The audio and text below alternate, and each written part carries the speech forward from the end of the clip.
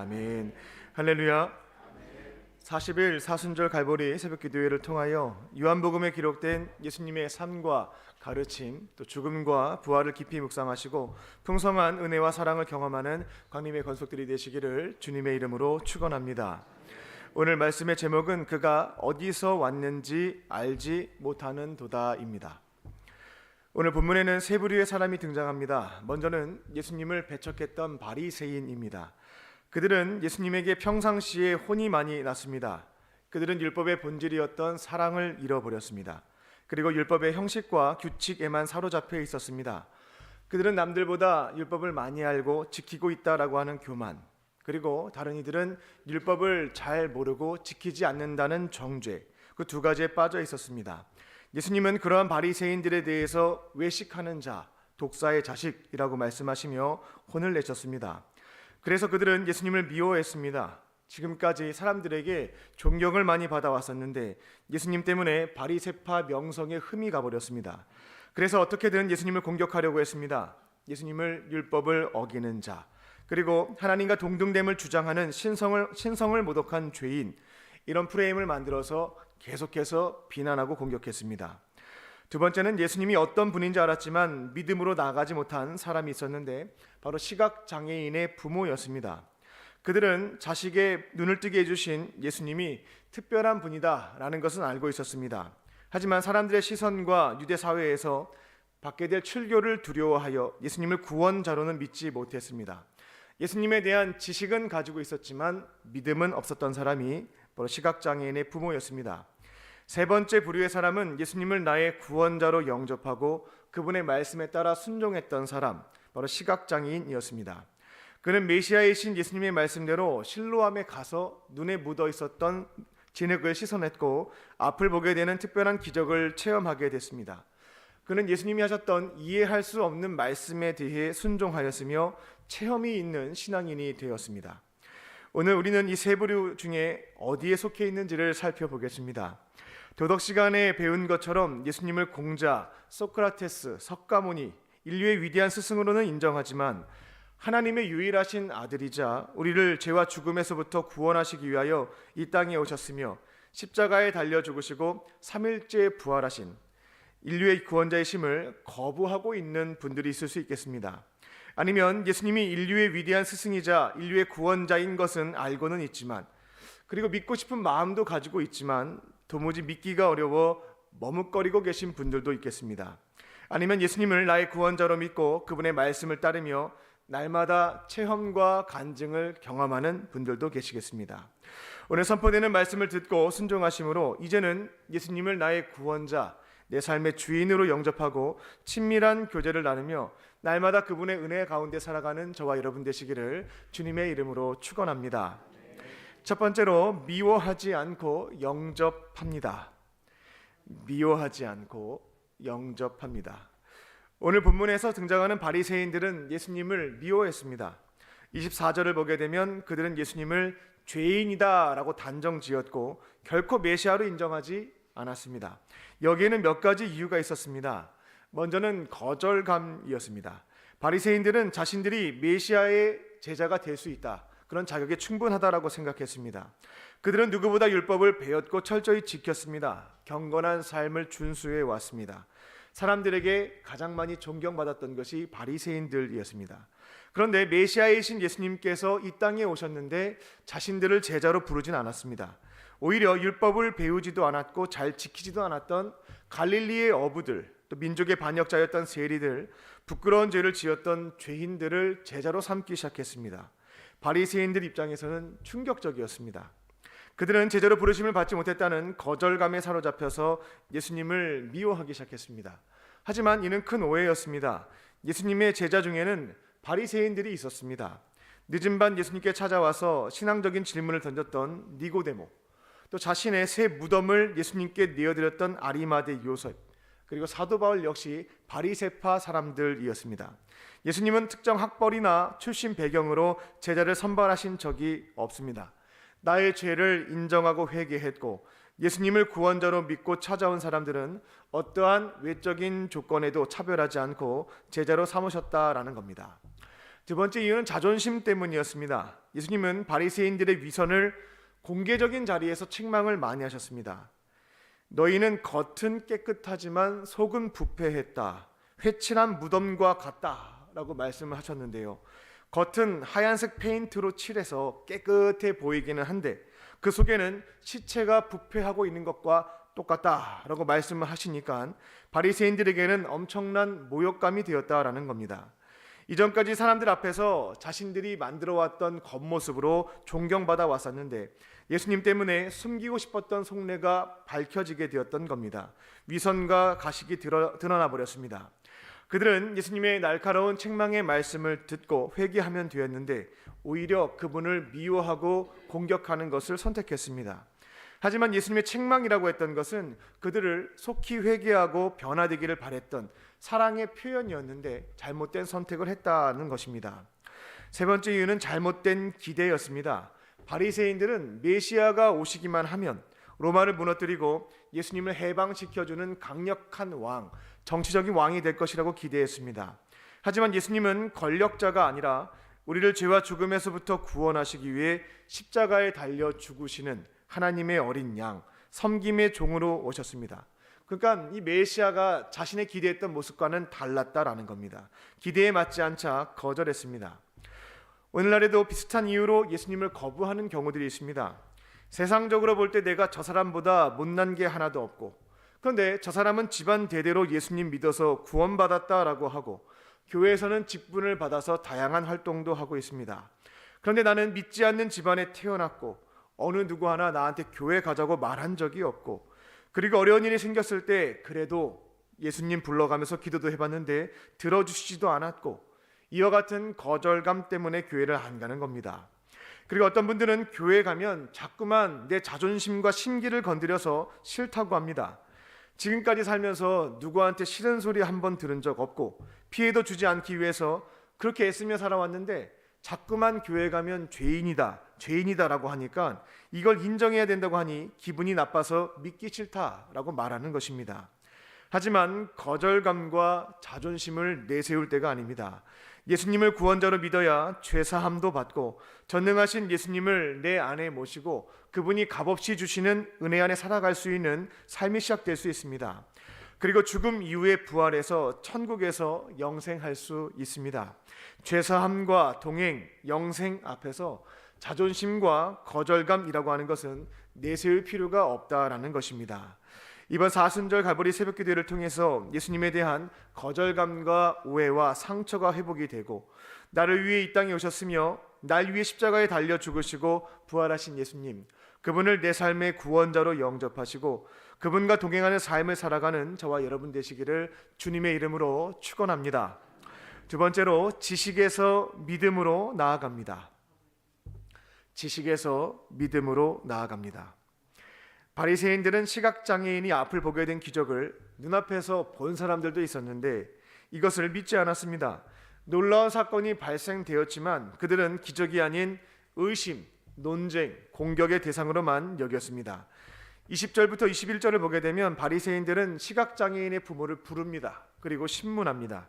이 사람이 태어날 때부터 앞을 보지 못한 것이 진짜였는지, 혹시 앞을 볼 수 있었는데 지금까지 속여왔다가 예수와 함께 자작극을 벌인 것은 아니었는지, 그리고 어떻게 앞을 못 봤던 이가 앞을 보게 되었는지 설명해봐라 라는 것을 다그쳤습니다. 부모는 우리 아들이 태어날 때부터 앞을 보지 못했던 것은 사실이다 라고 하는 점을 확인해 줍니다. 하지만 어떻게 보게 되었는지에 대해서는 설명하지 못합니다. 자신의 아들이 미성년자가 아니고 성인이니까 직접 물어보시면 되겠다라고 하며 대답을 회피했습니다. 부모님이 정말 몰라서 그랬던 것은 아닙니다. 내 자녀가 평생토록 앞을 못 봤는데 기적적으로 앞을 보게 됐습니다. 이러한 놀라운 일이 일어나게 되었는데 어떻게 내 자녀가 앞을 보게 되었는지 그 내용을 부모가 모를 수가 없었다라는 겁니다. 하지만 부모는 고백하지 못했고 자녀에게 물어보라고 말했습니다. 부모님이 이처럼 대답을 회피했던 이유는 22절을 보시게 되면 나와 있습니다. 유대인들이 누구든지 예수를 그리스도로 메시아로 인정하게 되면 출교하기로 결의가 되었다. 당시 출교라고 하는 것은 단순히 교회만 못 나가는 것이 아닙니다. 사회적으로 심각한 불이익을 받게 됩니다. 교회도 못 가고 직장도 얻지 못하고 주변 사람들과의 관계도 다 끊어집니다. 그러니까 이 두려움 때문에 예수님께서 내 아들의 병을 고쳐주셨다고, 그분이 메시아일 수 있는 결정적 증거에 해당되는 것을 말하는 것을 피했다라는 겁니다. 혹시 이 일 때문에 내가 출교당하는 것은 아닐까 두려워했다라는 것입니다. 하지만 더 본질적인 이유는 무엇이었냐면, 예수님을 아들을 치유해 주신 치유자로는 인정했지만 우리를 구원하시기 위해서 이 땅에 오신 메시아 구원자로는 아직 믿지는 못하였기에 그분을 위해서 손해와 희생을 감수하지 않았다라는 것입니다. 여기에서 중요한 사실을 깨닫습니다. 예수님을 알고 있는 것과 믿고 있는 것은 다르다는 것입니다. 예수님이 누구인지 아는 정도의 수준에서는 예수님이 하셨던 말씀에 대한 순종, 예수님을 위한 손해와 희생은 감수할 수가 없습니다. 예수님을 아는 것을 넘어서 나의 구원자, 또 내 삶의 주인으로 믿을 때에 그때 주님이 주신 말씀에 대한 순종, 예수님을 위한 자기 희생이 시작될 수가 있다라는 겁니다. 그리고 믿는 자가 내 안에 계신 예수님과 친밀한 사귐, 체험도 얻을 수가 있습니다. 우리도 마찬가지입니다. 오랜 시간 동안 믿음 생활을 하면서 예수님에 관한, 예수님에 대한 다양한 말씀들을 들어왔습니다. 다양한 성경 공부를 통해서 지식도 쌓아왔습니다. 그런데 여기에서 중요한 것은 예수님이 어떠한 분인지 아는 지식을 넘어서 이제는 예수님을 나를 구원해 주신 분, 나의 삶을 선한 길로 인도해 주시는 나의 주인으로 믿는 믿음인 줄로 믿습니다. 나를 위해서 이 땅에 내려오셨습니다. 나를 위해서 자기 목숨을 바치셨습니다.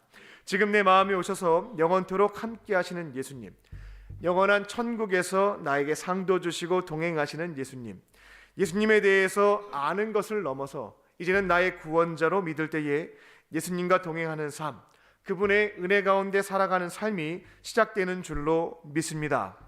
여전히 예수님에 대한 정보를 가지고 지식에 머물고 계신 분들은 오늘 기도 시간에 예수님 나의 구원자, 내 삶의 주인으로 영접합니다. 마음의 문을 여니 내 안에 들어오시고 나와 영원토록 함께해 주십시오 라고 간구하시고, 이제는 내가 믿는 예수님과 동행하는 삶을 시작하는 저와 여러분 되시기를 주님의 이름으로 축원합니다. 끝으로 순종하는 자에게 체험을 주십니다. 순종하는 자에게 체험을 주십니다. 오늘 본문에서 시각장애인은 두 번째로 바리새파 사람들에게 불려갑니다. 한 번도 아니고 두 번이나 신문을 받게 되는데 굉장히 불안하고 떨렸을 겁니다. 이미 부모님도 불려가서 신문을 받았습니다. 부모님도 자신도 출교의 위기에 처했다라는 겁니다. 24절입니다. 바리새인들은 그를 압박하며 말합니다. 하나님께 영광을 돌려라. 우리가 알기로 예수는 죄인이다. 그들은 시각장애인이 앞을 보게 된 것은 나사렛 예수뿐만이 아니라, 예수의 덕분이 아니라 여호와 하나님께서 주신 은혜니까 하나님께만 영광을 돌려야 된다라고 가르칩니다. 그러면서 예수라고 하는 존재는 죄인에 불과하다라고 말합니다. 25절입니다. 이에 시각장애인은 예수님이 죄인인지 아닌지는 잘 모르겠다라고 답변합니다. 하지만 자신이 분명히 알고 있는 팩트, 사실이 있는데 이것은 태어날 때부터 맹인이었던 나를 예수님이 고쳐주신 것이다 라는 것을 밝힙니다. 자신이 예수님에 대해서 모든 것을 다 아는 것은 아니지만 분명한 사실은 예수님이 내게 찾아오셨고 평생토록 앞을 보지 못했던 나의 병을 고쳐주셨다. 예수님이 메시아일 수 있다라는 사실을 증명하는 결정적인 증거에 대해서 자신의 손해를 감수하고 출교의 위협을 무릅쓰고 증언했던 겁니다. 여기에서 우리는 중요한 진리를 한 가지 발견할 수 있습니다. 체험이 있는 신앙인들은 어떠한 상황에서도 흔들리지 않는구나 라는 것을 찾을 수가 있습니다. 주변에서 예수님에 관하여 어떤 소리를 해도 나의 삶의 상황이 어떻게 달라진다 할지라도 내 삶에 역사하신 예수님의 은혜를 체험한 사람들은 흔들림이 없다라는 것입니다. 그러면 어떻게 하면 나도 시각장애인과 같은 체험을 얻을 수 있겠는가? 질문이 생길 수가 있겠습니다. 시각장애인의 사건을 보게 되면 결국 예수님이 주셨던 말씀에 순종하는 자가 체험을 얻는다라는 사실을 알 수가 있습니다. 말씀을 많이 들은 사람, 말씀의 본질을 깊이 깨달은 사람이 아닙니다. 다 이해하지 못해도 순종하는 자가 내 삶에서 역사하시는 그분의 손길을 체험하는 줄로 믿습니다. 예수님께서 시각장애인의 눈에 진흙을 바르신 뒤에 실로암에 가서 씻으라고 명령하셨습니다. 그러면 앞을 볼 수 있다라는 겁니다. 그런데 이런 의문이 생길 수 있습니다. 그냥 다른 사람들처럼 그 자리에서 말씀으로 고쳐주시면 되고, 아니면 안수해서 고쳐주시면 됩니다. 근데 굳이 눈에 진흙을 바르고 저 멀리 있는 실로암까지 걸어가라고 했습니다. 또 거기에 가서 눈에 있는 진흙을 씻으라고 하십니다. 시각장애인 입장에서는 질문이 생길 수 있습니다. 지금 혹시 내가 앞을 못 본다고 이 나사렛 예수라고 하는 인물이 나에게 장난치는 것은 아닐까? 눈에 진흙을 바르고 걸어가면 이를 구경하는 사람들이 얼마나 나를 어리석다고 조롱하고 놀릴까? 걱정이 되는 순간이었을 겁니다. 하지만 시각장애인은 이와 같은 의심을 이겨내고 선포된 말씀에 따라 믿음을 가지고 두렵고 떨리는 마음으로 걸어갔습니다. 걸어가는 기간 동안 사람들의 조롱도 이겨냈습니다. 그 결과 기적이 일어났습니다. 우리도 마찬가지입니다. 예수님을 믿었다면 이제 이어지는 것은 그분의 말씀에 따르는 것, 순종인 줄로 믿습니다. 성경을 읽는 것, 말씀을 듣는 것, 그리고 묵상하는 것을 넘어서 이제는 내게 주신 그 말씀에 따르는 것, 순종하는 것이 남았습니다. 순종하는 그 자리에서 우리에게 주시는 체험이 있는 줄로 믿습니다. 사순절 갈보리 새벽 기도회를 통해서 말씀을 듣는 것을 넘어서 이제는 따르는 자가 될 줄로 믿습니다. 내게 주시는 예수님의 음성을 설교의 자리에서 들으시고 그 말씀을 뒤로 미루지 않고 즉각적으로 반응함으로 체험이 있는 신앙인, 어떠한 상황과 유혹 속에서도 흔들림 없이 예수님을 담대하게 증언하며 살아가는 증인들이 되시기를 주님의 이름으로 축원합니다. 기도하겠습니다. 살아계신 하나님, 오늘도 우리에게 하루를 더 살 수 있는 귀한 생명을 선물로 주시고 하루의 시작을 세상의 거짓 메시지에 귀 기울이지 않고 살아계신 하나님의 말씀으로 열어가게 하시니 감사합니다. 오늘 주신 말씀을 기억하며 예수님을 더 이상 미워하지 않고 우리의 구원자로 영접하게 하여 주시고 예수님을 아는 지식을 넘어 이제는 구원자로 믿는 믿음을 허락하여 주시옵소서. 선포되는 말씀을 머리로 깨닫고 마음으로 믿고 삶의 현장에서 나에게 주어진 손과 발로 즉각적으로 따를 때에 체험이 있는 신앙인으로 살게 하여 주시옵소서. 오늘 주님께서 베풀어 주신 은혜와 사랑을 기억하며 마음과 뜻과 정성을 다하여 예물을 드린 손길들이 있습니다. 간절한 마음의 소원을 담아 11조와 감사 헌금 1,000번제와 서원의 예물로 주 앞에 올려드리오니 모든 기도에 응답하여 주시고 하늘의 신령한 것과 땅의 기름진 복으로 충만하게 채워 주시옵소서.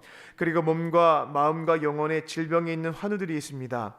성령께서 아픈 부위에 친히 안수하여 주시고 치유의 광선을 비추어 주셔서 모든 질병에서부터 깨끗하게 회복시켜 주시옵소서. 그렇게 하실 줄 믿고 감사드리오며 예수님의 이름으로 기도합니다. 아멘.